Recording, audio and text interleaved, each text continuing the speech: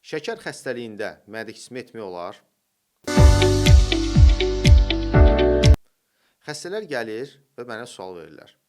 Doktor, mən zobum var, uzun illərdir zob dərmanı qəbul edirəm. Yəni onların demək istədiyi tiroid xəstəliklərinin dərmanı olan L-tiroksindən söhbət gedir.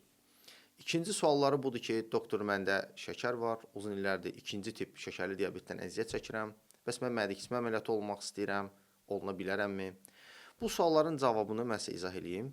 Demək, mədə kiçiltmə bildiyimiz kimi metabolik xəstəliklər və piyələnmə xəstəliyinin cərrahi müalicəsində istifadə olunan ən son metodlardan biridir.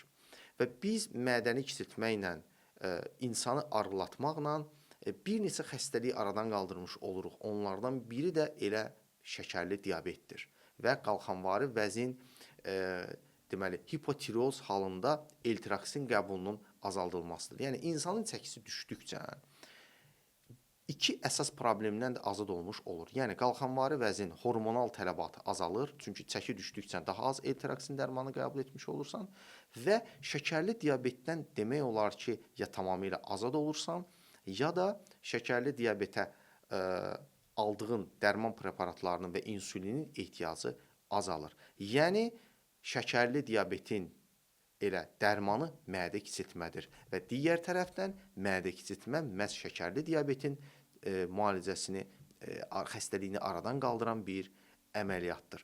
Ona görə də dəyərli izləyicilər, siz düşünməyin ki, sizdə bu xəstəliklər var və siz əməliyyat oluna bilməzsiniz. Əksinə, mədə kiçiltmə məhz sizin üçündür. Sizin xəstəliklərinizi aradan qaldırmaq və sizin normal həyata gətirmək üçündür. Çünki normal çəki sağlamlıqdır. Normal çəki normal hormonal balansdır və normal hormonal balans sizin digər orqanlarınızın və bütün orqanizmin sağlam işləməsi ilə nəticələnir. Ona görə də piyələnmə xəstəliyi ilə oturub yaşamaq deyil, piyələnmə xəstəliyindən vaxtında xilas olmaq və şəkərli diabetdən də paralel olaraq xilas olmaq və normal sağlam həyat sürmək lazımdır. Sağ olun, vaxtında həkimə müraciət edin.